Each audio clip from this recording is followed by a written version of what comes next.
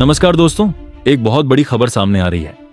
बताया जा रहा है कि इजरायल के F-35I अदर फाइटर जेट ने ईरान के याक ओसोथासो को मार गिराया है। रिपोर्ट्स में दावा किया जा रहा है कि यह एक हवाई मुठभेड़ के दौरान हुआ, जहां F-35 ने डॉजिंग करते हुए दुश्मन विमान को निशाना बनाया।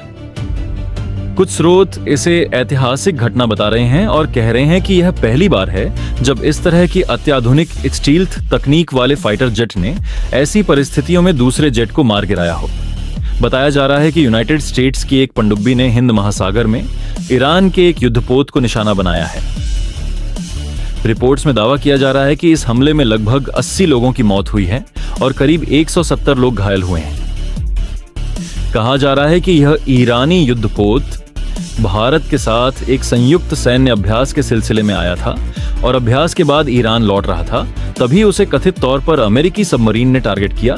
वहीं खबर यह भी सामने आ रही है कि इजरायल के हवाई हमले ईरान की राजधानी तेहरान और उसके आसपास के इलाकों में जारी हैं। बताया जा रहा है कि इजरायल कई सैन्य ठिकानों को निशाना बना रहा है। रिपोर्ट्स में दावा किया जा रहा है कि अब तक ईरान में मरने वालों की संख्या 1100 के पार पहुंच चुकी है।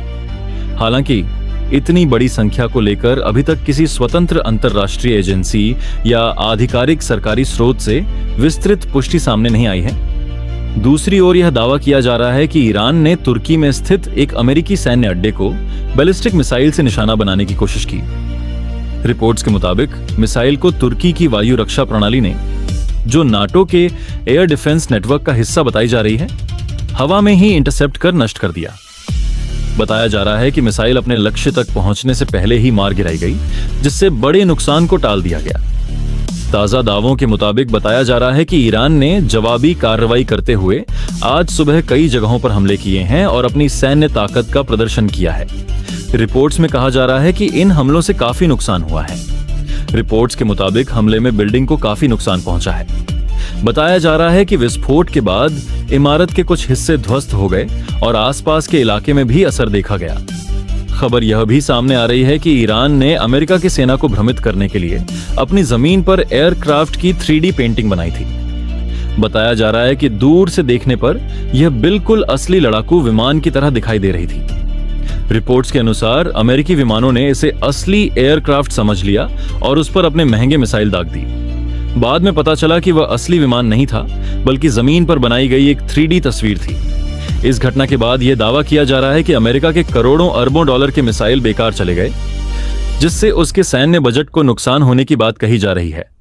युद्ध के दौरान अब तक अमेरिका को लगभग $2 बिलियन, करीब 16 से 17 हजार करोड़ रुपए का नुकसान हो चुका है।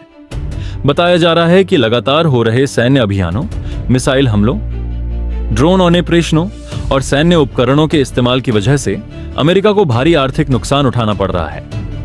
विशेषज्ञों का कहना है कि यदि यह संघर्ष लंबे समय तक चलता है तो अमेरिका और उसके सहयोगी देशों पर आर्थिक दबाव और भी बढ़ सकता है।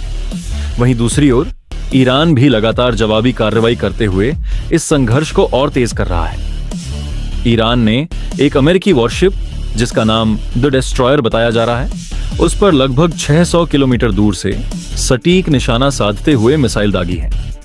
बताया जा रहा है कि इस मिसाइल हमले के बाद उस वॉरशिप में भीषण आग लग गई। सैटेलाइट तस्वीरों के आधार पर दावा किया जा रहा है कि मिसाइल के लगते ही जहाज में जोरदार धमाका हुआ और उसके कई हिस्सों में आग फैल गई, जिससे उसे भारी नुकसान पहुंचा है और वह लगभग तबाह हो चुका है।